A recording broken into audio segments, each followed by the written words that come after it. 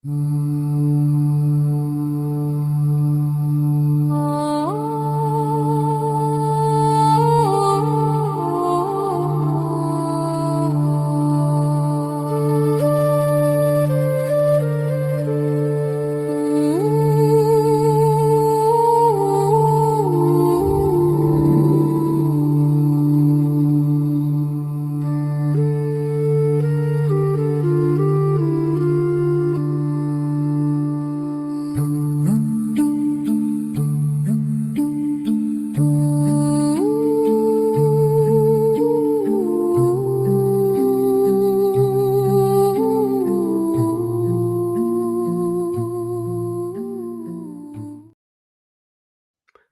everyone. Welcome to Pre-Conciliar Radio. I am your host, TLM Ryan. Today is our second episode in the Joan of Arc series. Today, we will be going over the 100 Years' War. But before that, we, of course, start the show with the winner of last episode's comment contest.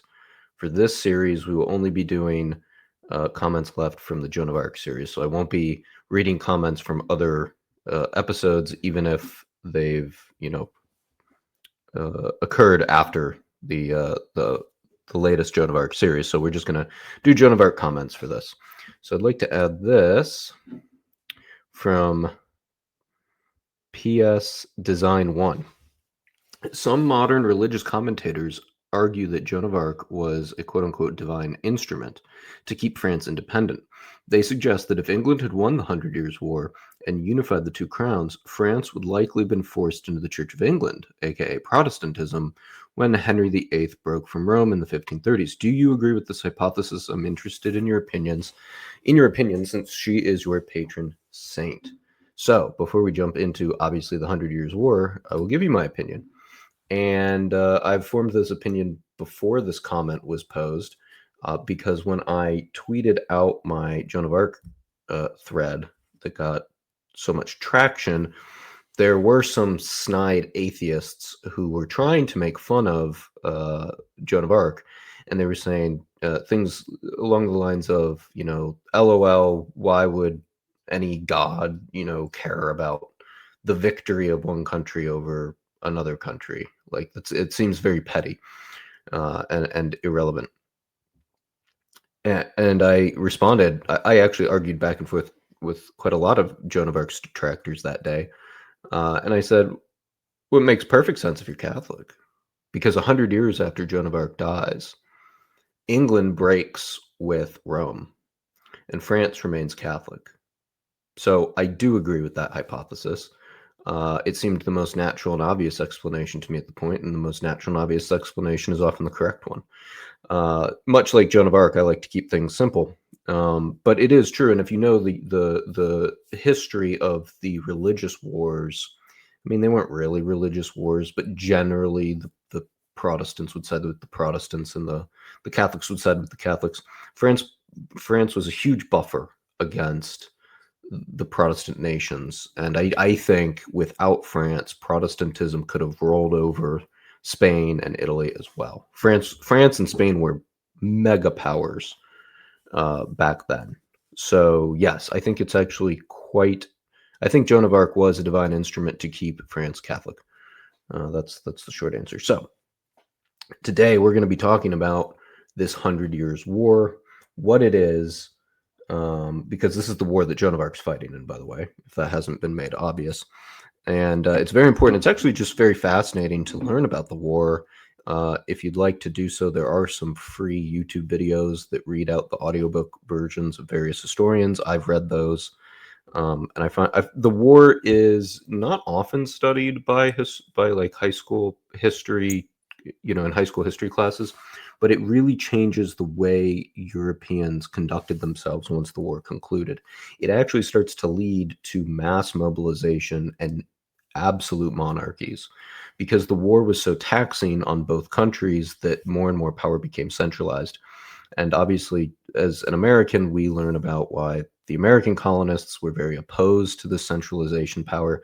This is kind of where the centralization begins, is in the 100 Years' War. It was immensely impactful. And so it's just interesting to learn about it anyways, but you have to understand where the Hundred Years' War began, what point Joan of Arc enters it, and what the situation was between France and England at the time, or you just don't understand how incredible Joan of Arc was. Because she was not just some, alleged holy woman who won a battle. She saved a nation. Okay. So I've got some notes here based on the book that we're going over, and we're going to jump right in. So the Hundred Years' War is, according to this historian, is way more complicated and less certain in its details than Joan of Arc's role in it. Joan of Arc's role is very clear, and I mentioned it a little bit in the first episode. Why she is such a fascinating saint, and I said it's because we know so much about her due to the fact that she was put on trial 3 times. So the courts called witnesses, they had depositions, all of these things. But I'd like to read a passage from the book just so that you really are clear about how much we know about Saint Joan. We know practically every detail of her passive existence as a child and as the few months of her active career. They are so thoroughly detailed that we know exactly where she spent each day and in whose company, what she wore, what horse she rode, what arms she bore, what she ate and drank, and more importantly still, what words she uttered. That's why Joan of Arc is such a powerful saint, because we read great stories about saints, and sometimes it's oral legend, at least, and I use that in a secular sense. That's what secular historians would call it. And so, even to a believing Catholics, sometimes it's less, uh, I don't want to say difficult to believe, but I mean, for lack of a better term, it can be. Like St. Patrick, there's so much unwritten, non-verifiable evidence about him. I believe most of what most of the tales of St. Patrick, but there's plenty that historians dispute. Um, and not so with Joan of Arc. In fact, because historians are mostly atheist, or at least they have to be nominally atheist if they want to advance their career at all, historians have a big problem with Joan of Arc. She's more attested to than our Lord, quite honestly, because she also has testimony from her enemies. Makes her really fascinating, and it also makes all of her miracles not something you can just explain away by saying, oh, it's just legend. But the 100 Years' War, sorry to kind of side tangent there, the 100 Years' War is a lot more complex. There's a lot more moving parts. And the goal of this video is not to go over it in detail. Again, there's plenty of resources for that. It's to give you a high-level overview so that you understand Joan of Arc's situation. So here's the thing. It wasn't just a war between England and France. It started that way. But by the time Joan arrives on the scene, I call her Joan. Joan's the English version. Joan is the French, and I switch back and forth. So by the time Joan arrives on the scene, it's also morphed into a civil war. You have an Anglo-Burgundian alliance. Burgundy is a region in France, and the Burgundians, those types of French, had allied themselves with the invaders.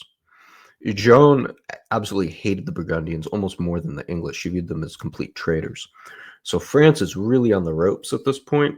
They're being invaded, and their own countrymen are against them. It would be as if Russia invaded and California sided with the Russians. Not that far-fetched, but well, maybe not today, but back in the 80s.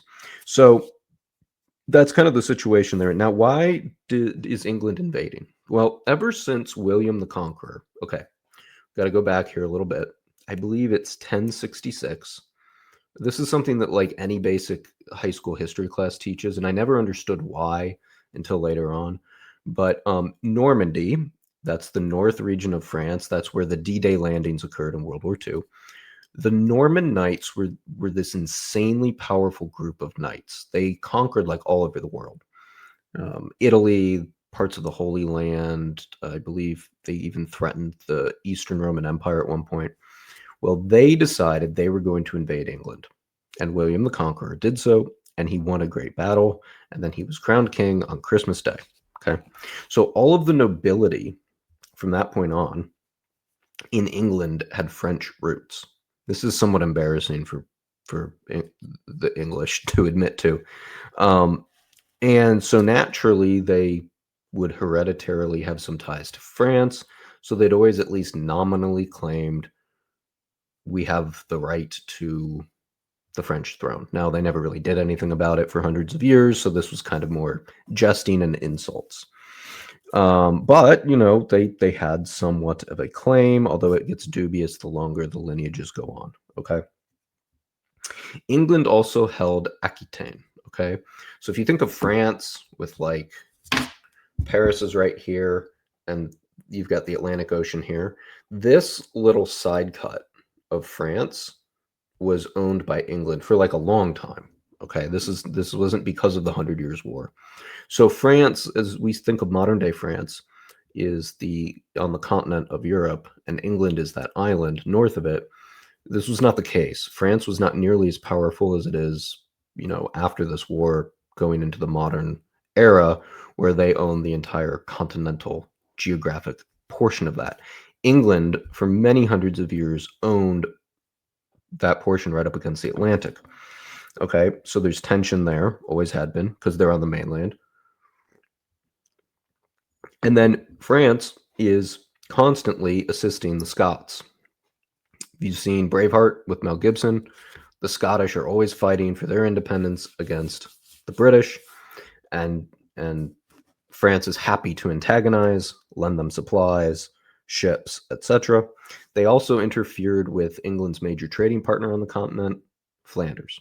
Okay, the Flemish actually told England, "Go make your claim to the French crown because we're tired of being interfered with by the bigger the bigger bully on the block, the French here on the continent."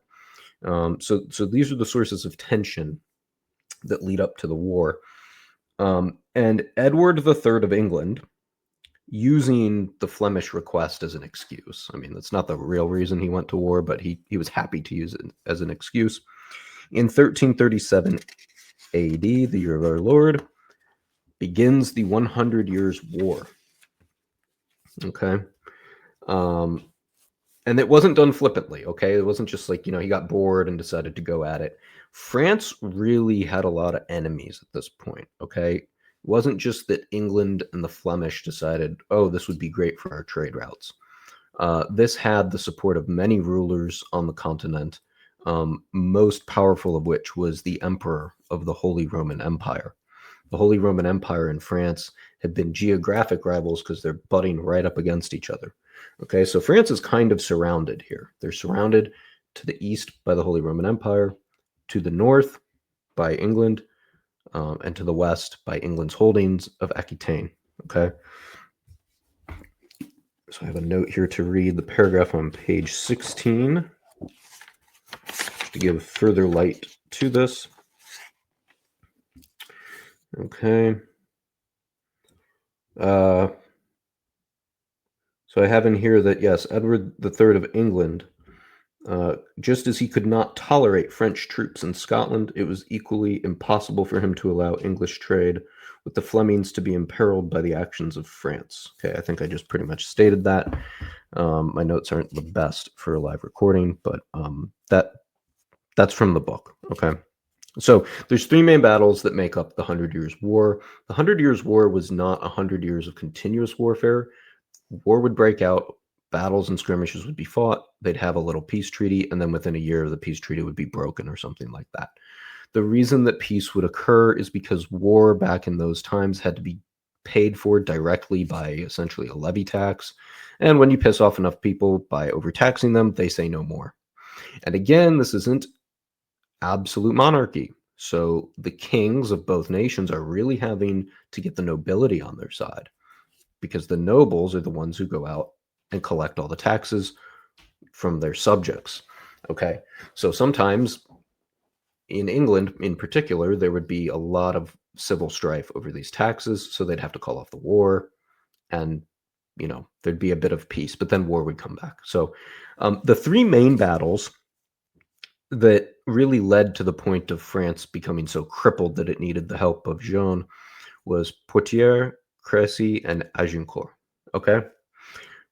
Poitiers and Crécy, I'm just going to briefly go over. essentially what happened is, if you think of Braveheart, I'm going to use a lot of movie references. So if you think of Braveheart, the English are trying to conquer or suppress the Scottish rebels in the north. Braveheart is just one of many of those wars, um, and with William Wallace, and the English ultimately prevail in that particular instance, or fight them off to stalemate. Okay, England is not nearly as threatened by Scotland as Scotland is threatened by England, but these wars continue to break out, and England perfects a new technological terror, if you will, which was the English longbow. An English longbow was about the height of a man. That's how big it was. It was made out of yew, and it was incredibly difficult to have the arm strength to pull back. But well-trained archers who had to train for many, many years to become proficient could launch these arrows from these new longbows with deadly effect. It's what eventually won them many of the wars in Scotland. They perfected it there. That was kind of the training ground.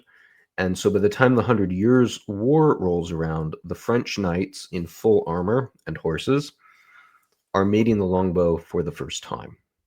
England is, in almost all of these battles, I'm pretty sure all of them, is outnumbered. They are more infantry suited, whereas France is much more cavalry suited. And the longbows absolutely decimate the French in all three battles. We'll talk about the third in a little more detail. That is the famous or infamous Battle of Agincourt. But in Poitiers and Crecy, both of those pretty much end the current state of affairs at that point. But the English don't really capitalize on it because they, again, the taxes to raise that army expire. They can't make good on their conquest. Okay. So what ends up happening is, if you were to like look at a map, is there's a bunch of campaigning going around in northern France. A big battle's fought. The French get slaughtered, but the English can't capture Paris or do much with it, and they eventually sail home. They eventually gain a little more ground, and then a little more ground's given, and it's kind of back and forth. But England is there, and they're becoming more dangerous. Okay. But nothing really to threaten the sovereignty of France. It's really just threatening its northern coastline until we get to the Battle of Agincourt. So I'm going to make a movie recommendation. Some people don't like my movie recommendations. My movie recommendations should always be reviewed before you show it to your family. I recommended Oblivion, and almost everybody liked it, but one person got mad because there was a scene of a woman showering. There was no nudity. It was just her back. And apparently that offended someone's sensibilities. I think the movie I'm about to recommend may have a mild sex scene, if I recall. No nudity. If you don't like that, don't watch it. I would just suggest fast forwarding through it because the rest of the movie is fantastic, and it's about the Battle of Agincourt. It's called The King. Timothée Chalamet plays Henry V. Okay? Not the most historically accurate, but pretty good. The Battle of Agincourt was the exact same as Poitiers and Crecy, where the longbow decimated the French, but this time it wiped out all the French nobility. Okay? Back then, nobles fought. Today, rich people don't fight, they send poor people to fight. Back then, the nobles would fight. And the Battle of Agincourt was so decimating to the French, they lost basically all of their elite fighters and their leaders. And it forced Charles VI, he was the king of France at the time, into an absolutely devastating peace treaty. Now, Charles VI wasn't exactly all with it. They called him the Mad King. And there's a lot of nicknames that are thrown around. I'll try to keep the names consistent, but you're going to start to see that a lot of this really starts to sound like a Game of Thrones saga. Real history is just as entertaining as Game of Thrones drama, and you're going to see a lot of parallels here. So you've got a mad king, right? He was insane. We don't know what his modern day diagnosis would be, but he was not all there, and he signs this humiliating peace treaty between Henry V, who fought at Agincourt. The king actually fought there. And Charles VI. Okay, so I've got a few details of the treaty that they signed, And it's very important to understand because we need to know, again, the situation that young Joan is stepping into. Okay, so at the Treaty of Troyes, I don't know French very well. It was agreed to three things. Henry V of England would take the title of heir of France. So essentially, that entire claim that the English were making for hundreds of years was now legally admitted to by France. Mary Catherine, the daughter of the Mad King, would succeed to the throne of France and thus unite the crowns of France and England. So she would marry Henry V. Furthermore, it was agreed to that no consideration should be accorded to Charles, the so-called Dauphin, son of the Mad King. So they cut out his heir too. Basically did this. After the battle, the French were so decimated, they had no leadership anymore. And the only leader they had was insane, that he said, my son is not heir to the king, or not heir to the throne. The guy who just beat me in battle is, and I'm going to give my daughter to him to marry and basically cement this. France was pretty much done at this point. It had no legitimacy. France itself said it had no legitimacy. And it said that its heir, the 19-year-old prince, was basically nothing. And it gets worse. We're going to get into that. But this is where it gets very complicated. Henry V, who had just won title to France, dies 2 years after this treaty. And a few months after that, the Mad King dies.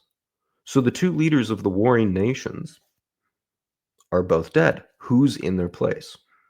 Well, Henry V has a son, Henry VI, but he's only 9 months old. Okay, so he's, as the author of this book says, he was more interested in his rattler than his baby rattle than the scepter.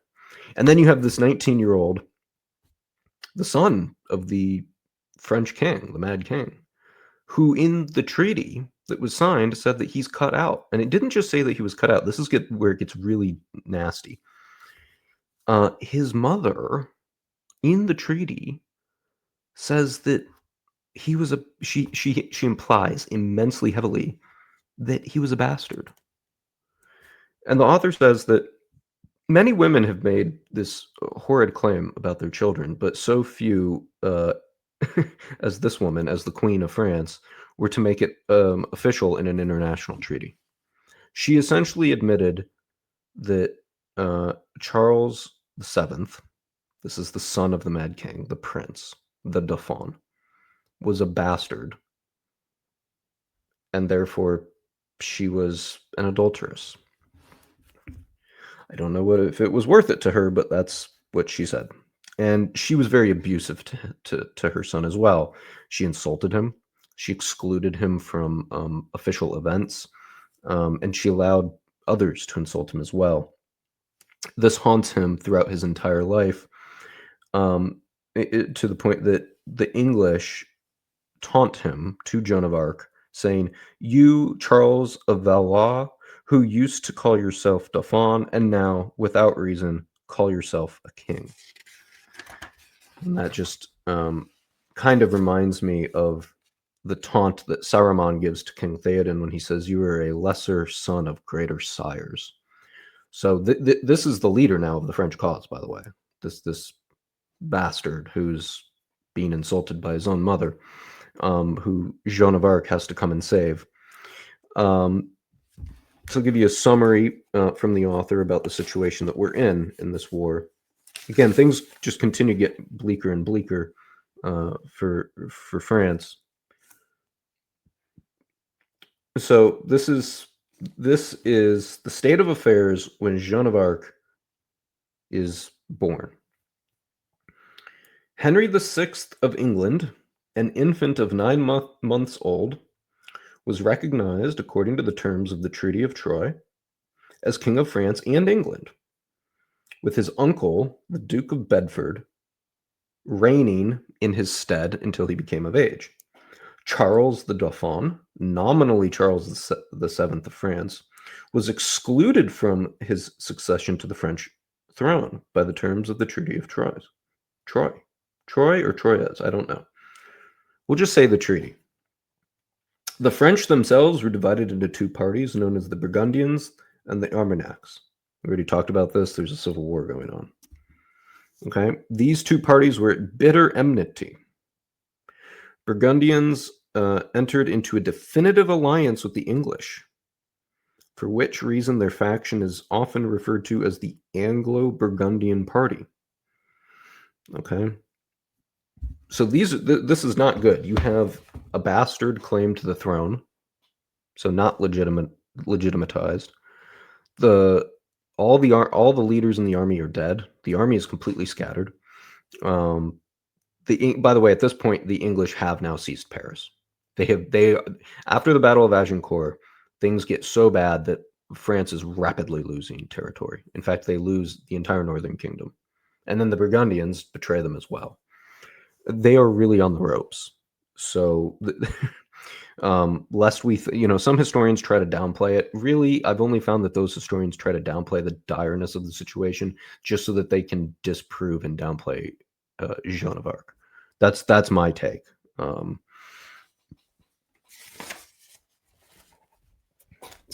But we've got more here about Charles VII. This is the prince. This is the bastard.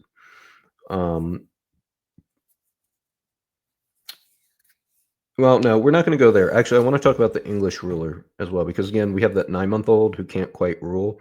So who rules in his stead? His name is the Duke of Bedford. He's the English king, Henry V, the guy who fought at Agincourt and won that great victory for England. It's his brother. Okay, and he's the uncle. So he's the uncle to the now 9-month-old, and also the godfather to the 9-month-old. And on King Henry V, he didn't just die instantly. I think he got sick. So he had time on his deathbed to kind of give out some final orders. And he told the Duke of Bedford to give the regency, basically the interim rulership, to another person, not the Duke of Bedford. The Duke of Bedford offered it to that person. I forget who the person was. And that person rejected it. So then the Duke of Bedford became the ruler of England until Henry VI, the little 9-month-old, could take his rightful place. I'm going to read a little bit about the Duke of Bedford so that because the Duke of Bedford is who Joan of Arc is going up against. Because I'm not kidding, when we talk about the bastard, Charles VII, before he meets Joan of Arc, he is the most pathetic human being you'll probably ever hear of. It's one of those things where you read about his character and his weakness and his cowardice, and it makes you angry at how weak and malformed this man is. He's a complete coward. He has no spine. He will actually go on to be one of the greatest kings to ever rule France, and it's all because Joan of Arc inspires confidence in him, and she completely turns him around. He goes from one of the most contemptible, weak rulers, which is part of the reason why the French were on the ropes and couldn't win any battles, and then becomes one of the greatest kings in France. I mean, just go to any TikTok or YouTube video and say rank the French monarchs. He's top 5 every single time. But it's not until he meets Joan of Arc. He doesn't know what to do at all. And then you've got the Duke of Bedford. But the reason why I say he doesn't know what he's doing is you get to a point where it's Joan of Arc is really acting as the leader of the French cause at a certain point. So it becomes her versus the Duke of Bedford. And I want to talk about the Duke of Bedford here for a second to just contrast how different this man is from Joan of Arc. Okay, because it really is, in my opinion, when you read the reality of this, it's a bigger story than David and Goliath. The contrast is so great about how the Duke of Bedford was raised versus how Joan of Arc was raised. Okay, so I'm going to read just directly from the book because I think it makes a really good point. This is about the King of Bedford, the king's son. So this is Henry IV, Henry V's father, and the Duke of Bedford's father, right? They're brothers. So The king's son had been brought up in the magnificence of the court, invested with the Order of the Bath at 10 years old, with the Garter at 11, with the dukedom at 15. By the time he was 33, he found himself the guardian of his nephew, the 9-month-old king. It was not very long before he found himself regent of France also. Okay.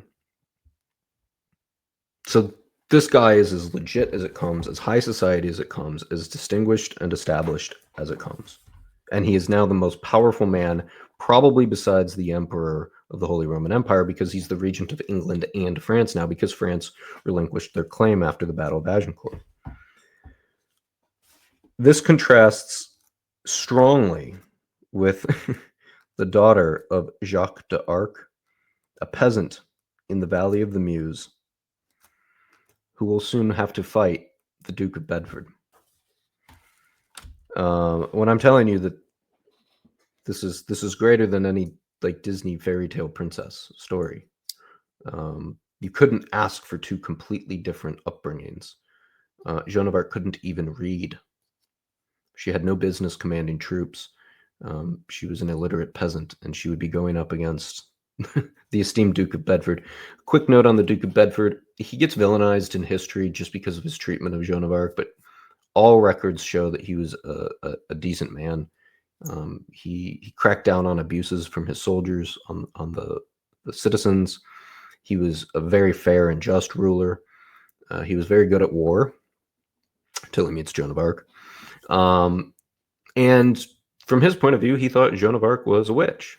He couldn't believe how powerful she became, and didn't think anything, of the fact that God would not favor his cause. So, be that as it may, he certainly did not like a living saint, which is unfortunate for him. But besides that, he was, by all reports, a decent Christian. So that's kind of that's kind of the war at this point. Really, it's not as enticing. I mean, it's very interesting. I find it interesting when you dig into it. But those are the three main battles. The first two, the longbow dominates and it weakens France, but England can't capitalize. Agincourt is a huge breakthrough. That's why it's so famous. That's why you've probably heard of it. That's why Netflix makes a movie about it. And it's why France was so devastated by the time Joan of Arc has to arrive on the scene. Okay, it's really important to understand that. All the other battles, it just really it kind of ground France down a bit, but it never broke her. France at this point is in dire straits. They have enough resources that if they had competent leaders, they could maybe launch a counterattack, because England at this point is also a little tax weary. The Duke of Bedford is taking kind of a slow roll approach here. He's not pressing his advantage. He really can't press his advantage at this time. There's a bit of a lull, if you will. Yes, Orléans, which is the city that Joan is tasked with saving, is under siege. It's a slow siege. It's going to be deliberate. The Duke of Bedford just doesn't have enough troops to kind of like blitzkrieg through. But both sides believe that if Orléans falls, the rest of France falls. Why is that? Well, Orléans is on the northern side of a large river. So if the English can control that, they can then push south into France. All of North France is conquered, and on the east side, because the Burgundians have betrayed France. So the only thing that remains is the south of France. Okay. And Orléans is basically the key. That's the crossing point over the river. It's too large a garrison. You can't go around it, because then the French could use it as a staging site to cut supply lines. So really, Orléans has to fall. The English can't take it as quickly as they want to, but by the time Joan arrives on the scene, they are tightening the noose, if you will. And it's being led by one of the deadliest armies known to man at this point. The England was always viewed before this war as kind of a backwater part of Christendom. It really changes with the longbow. It really changes when they take on France, one of the historic and most powerful countries in Europe, and they beat them. And they get their insane king to basically say, yeah, my son's illegitimate, he's a bastard, and oh, by the way, you, England, you rightfully own us. To quote Aaron Rodgers, the English owned France at that point. Everything was a done deal. You had the bastard Dauphin in some not terrible city, but certainly not anything becoming a king. And he was just hiding out. He didn't know what to do. He just diddled around. He truly was just lost. And who wouldn't be? Everything seemed to be going against them. They didn't even know how to win battles at this point because they didn't know how to beat the longbow. Joan of Arc will be present at the battle where they do learn how to beat the longbow. Okay. So we will be going into that in our next series. But this is the stage where Joan of Arc enters. It is a very, very bad one for France. And it is due to a king who has been ousted from his throne and is so utterly incompetent and so weak and so self-doubting. We'll get to this. We'll get to why Joan of Arc convinces the Dauphin, the true king, to give her command of the army. He believes that his mother may have been telling the truth. He doesn't even believe in himself. It's actually a miracle the south of France didn't capitulate at this time either, because the leader didn't believe in himself. There were only a few ragtag band of patriots who still believed in France. It turns when people start believing in Joan of Arc. They believe in her first. The Dauphin, the future Charles VII, the future one of the greatest kings of France, believes in Joan of Arc before he believes in himself. It really was almost, their morale was so gone at this point. All their great leaders, if you wanted to hear about a great French victory and the people who had fought at that battle and that great victory, they'd all been slaughtered at Agincourt. So that's the 100 Years' War. This is where Joan of Arc steps into. And it's not like she's some great warrior who has this huge resume of battles won. She has nothing. It's very saintly. Our Lord chooses immensely humble people so that his glory may be magnified. And that's exactly what we've got here. He didn't choose the French version of the Duke of Bedford. He chose a peasant girl. So that's the 100 Years' War. I'm going to be doing a in-depth, microscopic look at one of those battles with Ryan Grant.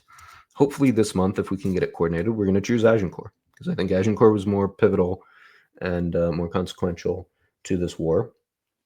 And he saw my series and wanted to jump on and do that. So we'll go into it. The tactics, the maneuvers. I know enough about it. I didn't want to, I've already been pushing 40 minutes here just talking about the overall war. I didn't really want to go into each battle except talking about, obviously the longbow and the cavalry, because you could do 40 minutes on one battle alone. So I think that's what we'll do. We'll do it. I'll probably have more Joan of Arc videos out. We'll probably hopefully be into the war where she's in it at this point, the siege of Orléans. But it would just, it would be a cool topic to discuss with Ryan. Ryan's fantastic.